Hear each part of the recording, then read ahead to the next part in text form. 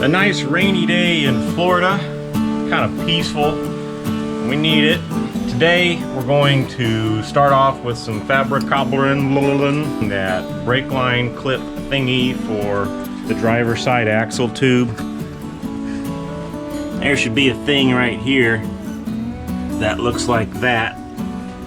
So I'm going to use this as my model, get some dimensions, and then make one of those and get it tacked into place over here. And then I want to finally knock out these axle boots. They're split right here. Like everything else about them's pretty good, but they're split right there, and that's no good.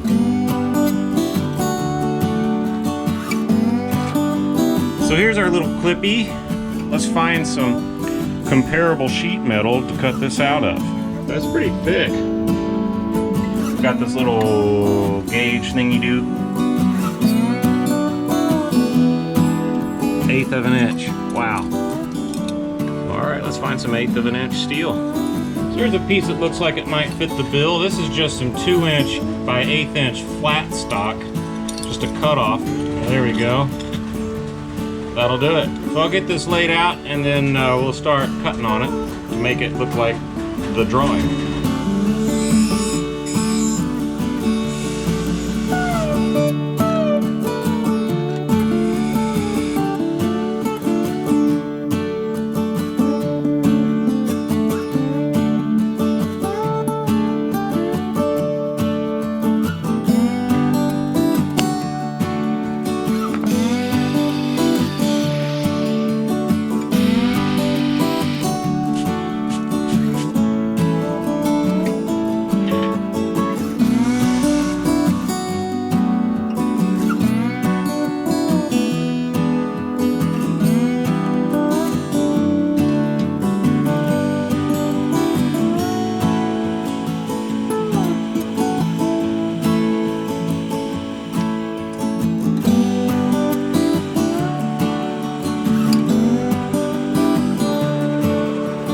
My drill speed was way too fast for those larger bits, but don't tell anybody.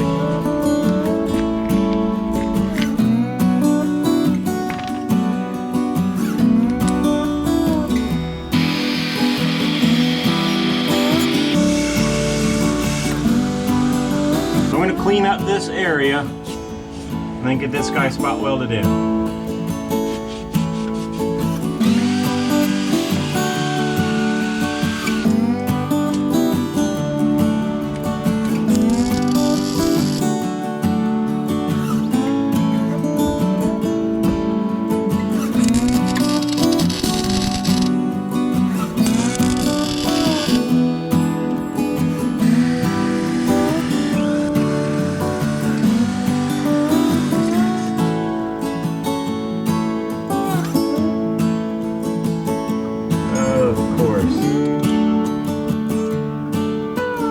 It fit with the old hose that I put through the hole over there on the bench, but this is my new hose that's actually going to be installed, and something in between those two hoses and being over there with just the hole drilled, not having cut the slot yet and not having welded it in place yet means this one didn't fit, and so we had to file it to fit. But now's the time to discover that before we paint the thing, right?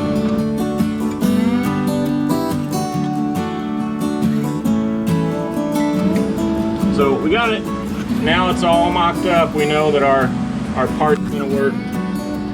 Go ahead and hit this with a quick spray of black paint when I've got that out and I'm doing other things anyway. So with the exception of that, we can call this one a wrap, and let's start working on these split boots here. I haven't done these split boots before. On Dweezil I did the one-piece boots that you slip over the thing, and it's it's an operation. But you don't have this seam when you use those. These are good for situations like this where we don't want to disassemble all that stuff. The transaxle doesn't need to come out for any other reason. So I'm replacing these split boots with some other split boots. I paid up a little bit for the German ones, the good ones. This does not appear to be leaking along the seam, which is where, you would worry about it, really. And it is not cinched up very tight. So I think there's a lesson there, right? Don't overdo it, don't distort the boot. Also have some sealant that I think I want to use along the seam here. I'm not so sure I'm going to do it here. Don't think I really should need to. First, let's get this one off and get things cleaned up.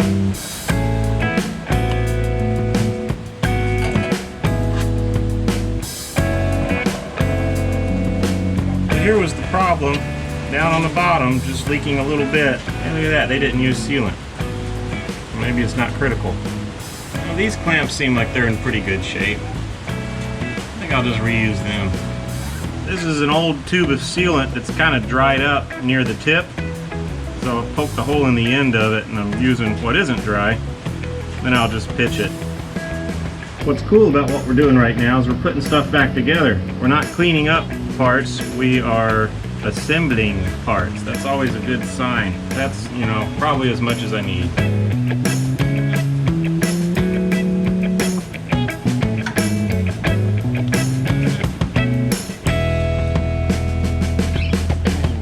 Nice peaceful day. The rain just drizzling outside. Everything's fairly quiet except for all the cutting and grinding some guy's doing.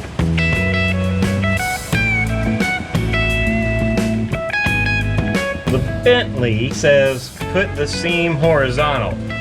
Popular opinion says any number of things, but seems like the consensus is at 10 o'clock or 2 o'clock, so not quite horizontal, just a little bit up from there. I'm okay with that. Almost horizontal is cool with me. I'm going to put this clamp in place and snug it up just a little bit, but not going to tighten it because I believe the suspension should be loaded before we push the boot in a little bit and snug this one down. All right, let's do the other.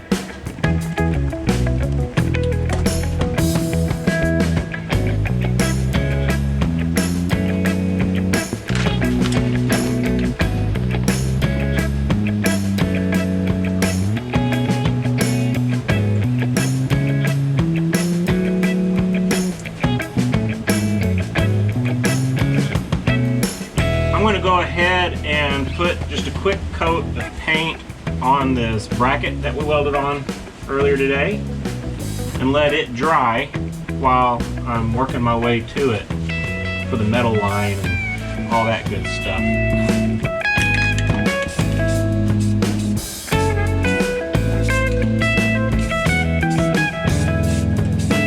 Gotta remember to come back to this and scoot the boot in a little bit once this bus is back on its feet. Well, as long as I remember that, I think I should be in good shape. We'll see. Here's the thing, is when I squeeze this, I hear some air go somewhere. All right, that sounds like it's coming out of this boot, maybe down here, not sure. Doesn't seem like it should be doing that. Seems like the air should be pushed out somewhere else. Okay, we'll see how it goes. This is an old master cylinder that has been successfully bench bled, and there's more. I did a little bit of painting.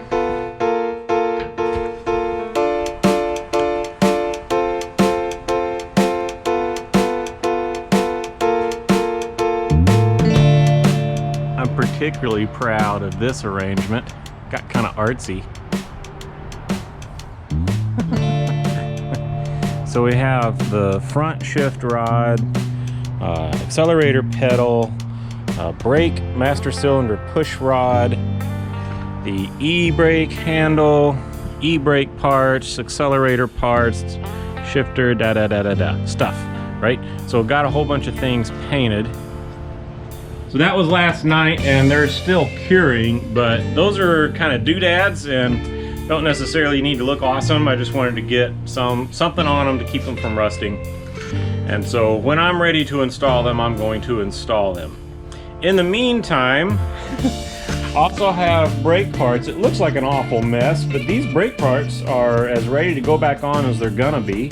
The next thing before putting the brakes themselves on is to finish out the guide tube and shift rod tube project by lubing them up, and I think there's going to be a couple of different methods to make this happen. Let's start with the shift rod tube, and then we can go ahead and install the longer rear shift rod into place. I've come up with an approach for doing the rear shift rod that is contrary to what I see in the Bentley, but I've got a good reason for it. So we'll cross that road when we get to it. Cool stuff coming up here with some reassembly of the bus. The plan is to put a bunch of grease in the shift rod tube and then push it through with a greasy paper towel.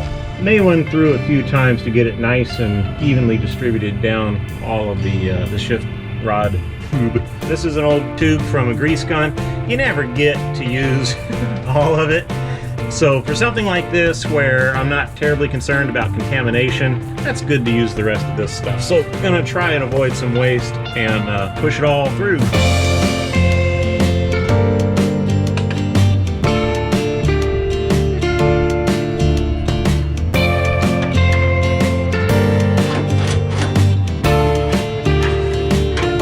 One thing about these tubes is the lip on them's pretty sharp.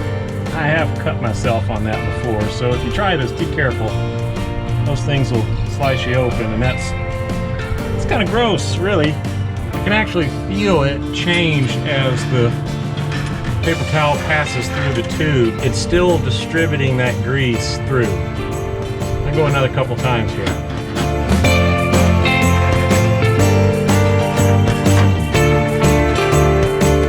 Felt pretty consistent all the way. So this is the rear shift rod. This is the front, nope, this is the rear of the rear shift rod. And this is the front. What we have on this thing are a couple of little holes, one there and one all the way back here, where a pin inside this bushing, see the pin on the very top there? That fits into that hole to keep this bushing located with the shift rod as it moves back and forth. I've seen a drawing somewhere that shows this facing this way and the other one doing the same thing.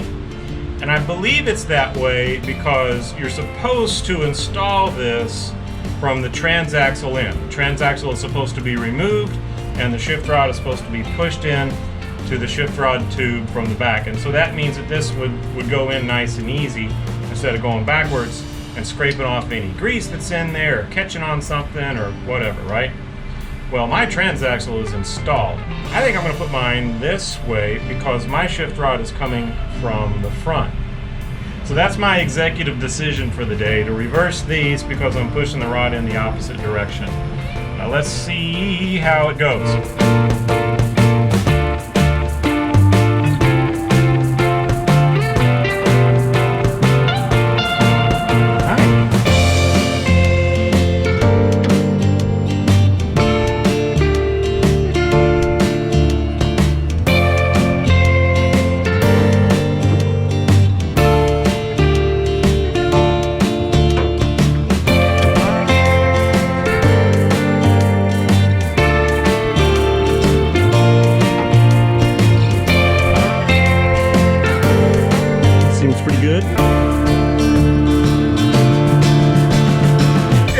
Shift rod. There's this little bushing here. Putting them back in, not so much trouble at all. So all this is going to get some lube here, and we'll be one step closer to trying this shifter out. I'm hoping that when we found that loose screw, the rub screw on the rear coupler, that was where the problem was. I'm kind of anxious to put this thing back together and see if we've made any improvements.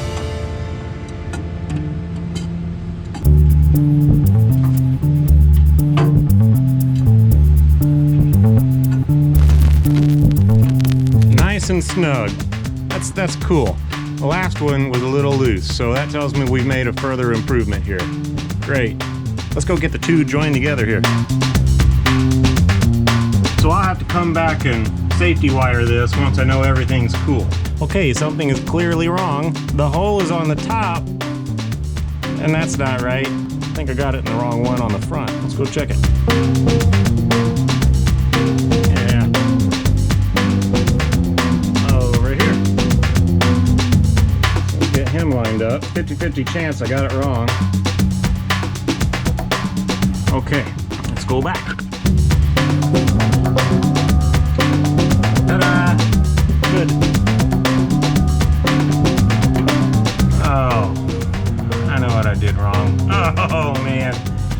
need to have this on here first. Okay, let's go redo some more stuff.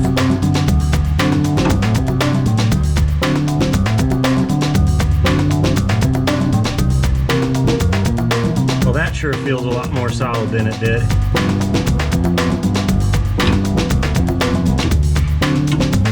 Okay, shifted back into neutral. I think I'm going to put the shifter in and see how this thing feels. If I remember right, these dilly-doos are up and the big one is on your side. So I need to lube that. I think I'm going to put a little lube down here. There's already some lube in the cup, but I'm going to lube this guy up, make sure we're all ready for prime time.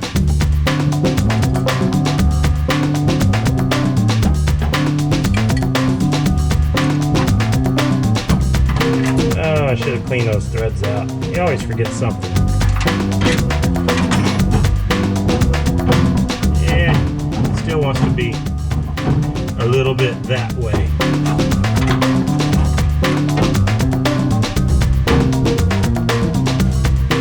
So sometimes first and second is still a little bit funny. If there's a new hockey stick in it, from my past experience, it may not be the right shape. It may be in the nose cone of the transaxle that I have that little bit of touchiness. Looks like I can get into all the gears. So there's first, second, third, fourth, reverse.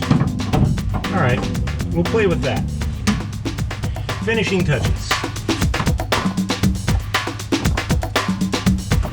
Ta-da! Now the real finishing touch. Okay, I think that's better than I remember anyway.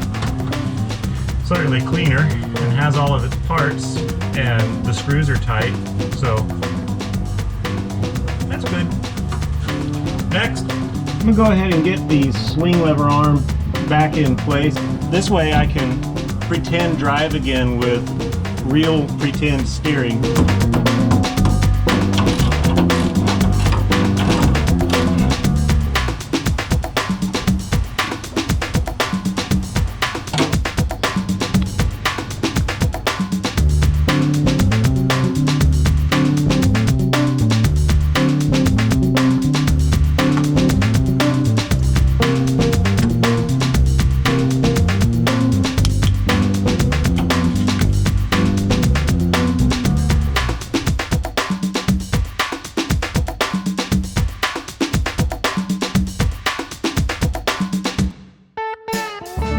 Step is to install the cables. This is the e-brake cable for the driver's side.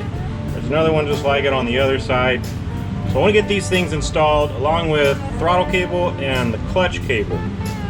But before I do that, before I stuff these cables in there, well, number one, I've got these all cleaned up, so they're ready to go. But I want to lube those cable guides. So to pull that off, I'm going to use the grease gun and one of these tips.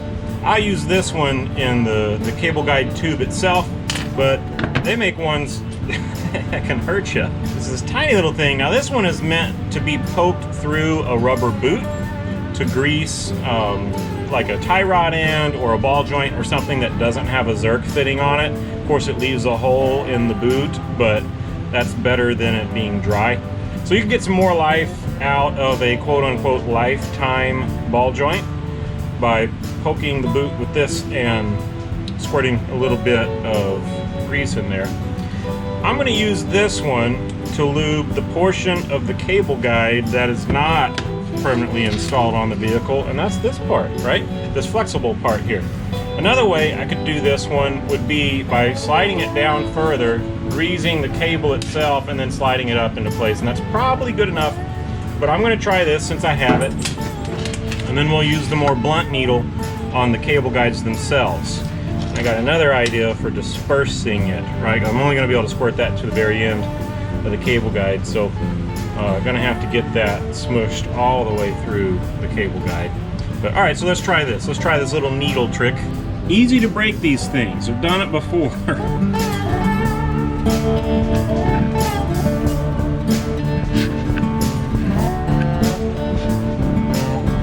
Okay, looks like that's about as much as I'm going to get in there. do like that. Let's see if I can get some more in there. I know I can get the cable greased up. I want to get the guide greased up, so maybe this is going to do it for me. I'm going to keep an eye on the other end. I don't want this cable to pick up any crud.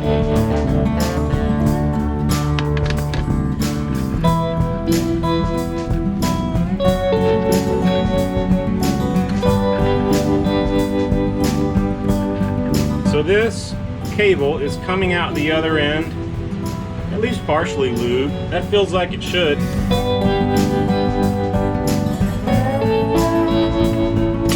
I'm having second thoughts about greasing this portion because this is the part that is inside the brake drum. So I think I'm going to clean that up and only grease right up to it. Yeah, that was a mistake. The problem being I don't want grease on the brake drums or the shoes in there. Okay. All the way down to the end. I think I'll let this stand by for when I'm ready to install it into the guide.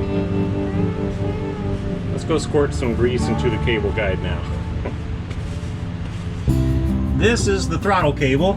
I'm going to have to treat this one different, but the clutch cable and the two e-brake cables, I think I can do this way. So I'm just going to do all three of them at the same time here. Just going to see how full I can get it and then push it through.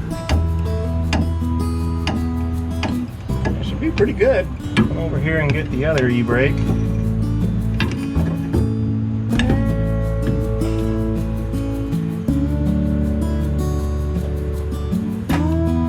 Okay. Ouch. So we use this to clean out most of these tubes. Now we're going to use it to grease these tubes. I'll dip it in my wheel bearing grease right before it goes in, but it's being pulled through out the other side. I want to keep this straight. I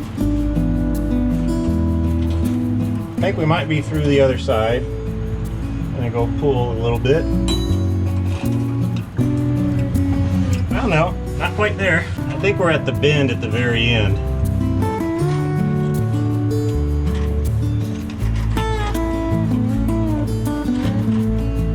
Okay.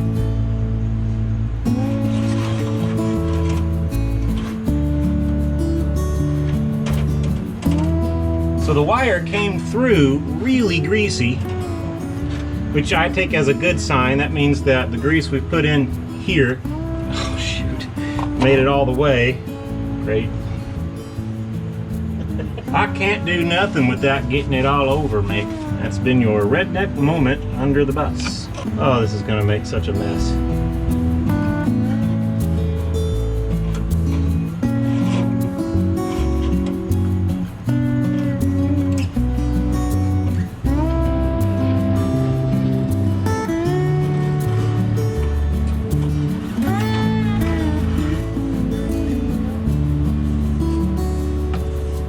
I think that went all right. I'm going to do it 2 or 3 times for each of these 3 guides, the 2 e-brakes and the 1 clutch guide, and then I'll bring it back when we do the accelerator cable tube. That one might be kind of fun. I'm going to go ahead and install the clutch cable. Now it's all clean and I'm going to start pushing it in here, but as I do, I'm going to add a little grease to it. This is a good way to do it because it won't pick up crud.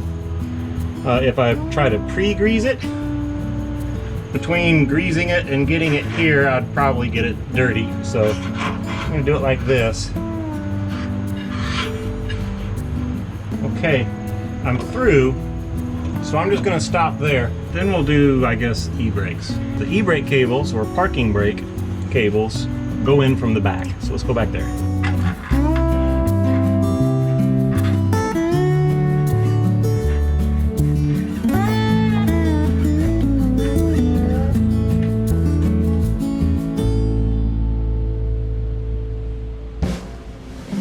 Every now and then in a project, you'll see a problem that's in the future and kind of think about it as you approach it. These cable guide tubes on the front, particularly the parking brake tubes and the clutch guide tube, don't have a seal on them. Now it seems like the seal that's meant for the tip of the Bowden tube would be good for this, but I only ordered one and it's still on the way anyway.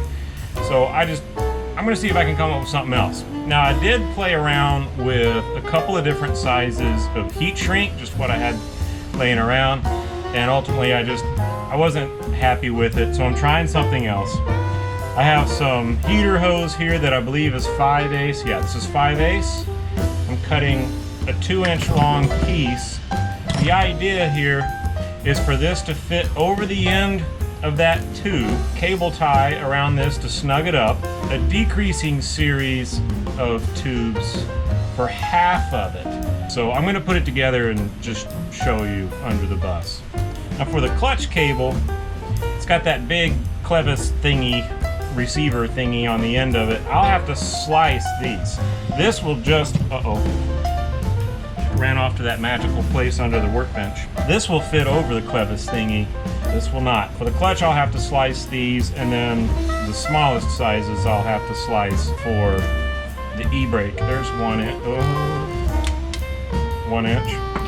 I'm gonna try that again. And this fits inside there. And this may be overkill, but why not?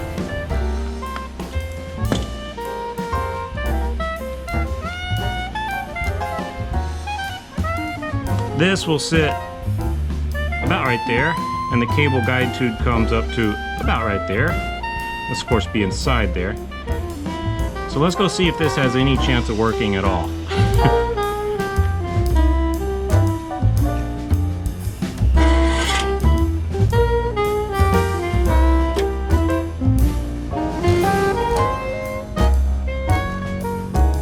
I guess I could stagger these openings. That wouldn't be a terrible idea. Anybody ever put on piston rings before?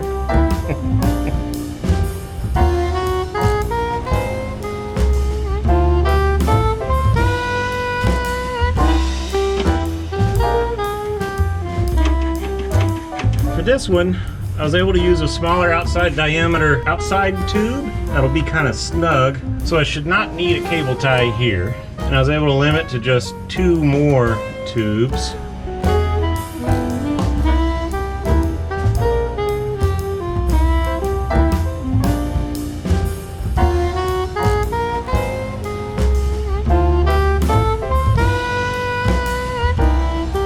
This is the part that keeps the crud out, right? These smaller diameter tubes.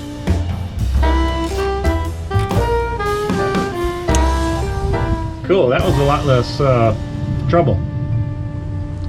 I'll do the other one the same way. All right, one more.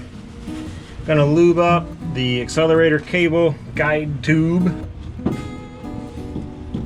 Let's try this again. I have a flexible hose now. It's coming out of everywhere. I'm gonna try putting that pipe cleaner down through there. I feel it's a little risky because this tube is so small.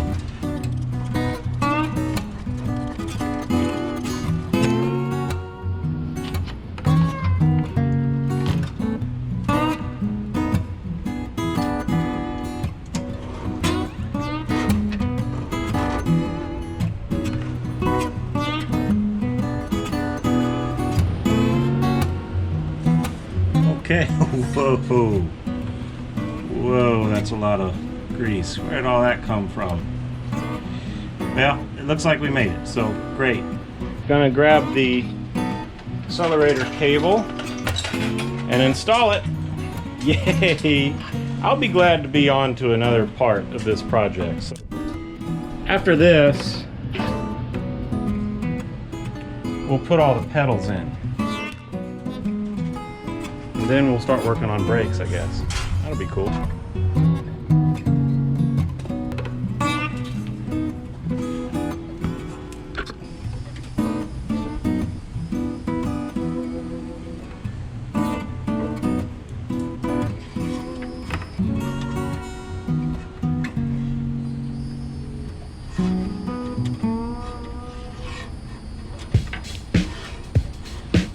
You may recall that there was some drama with getting the parking brake handle lever thingy out.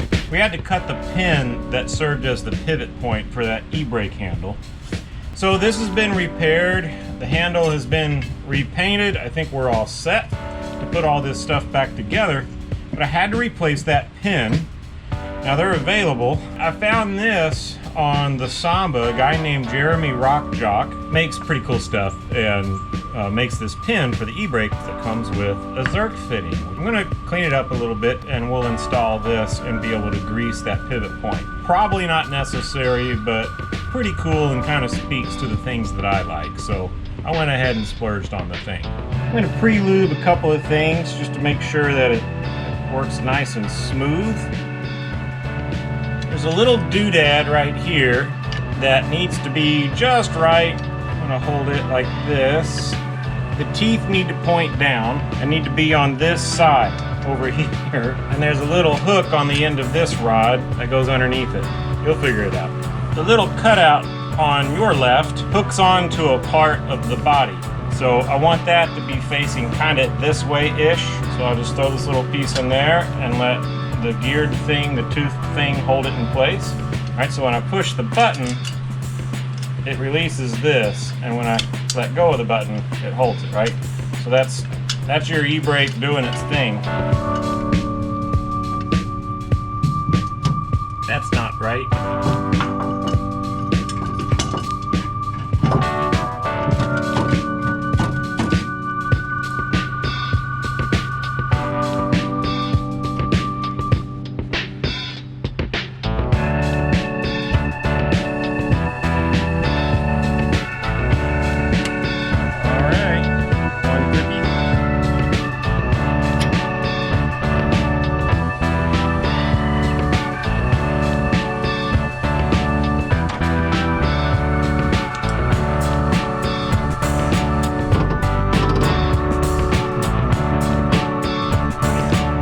Move on to the next thing. I think I'll do the accelerator pedal. These are of course the cables for the parking brakes, but I'm going to save that for after getting the brakes put together. I think it'll be easier to fish the other end of these cables through the backing plates and into place without tension. So I'll save this part for later, move on to the next thing.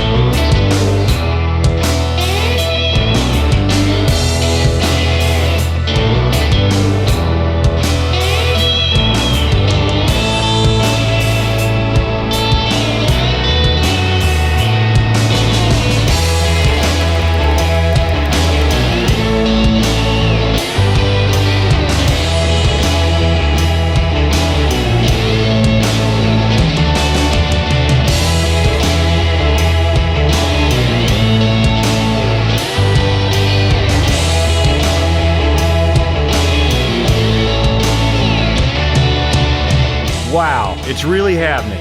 That was a ton of stuff checked off the list, and now we're ready to install the brakes and play with the power bleeder. Be sure to check out the next video. We may even get to see what the bus looks like back on its freshly painted wheels. Thanks for being a part of the project, and I'll see you in the next one.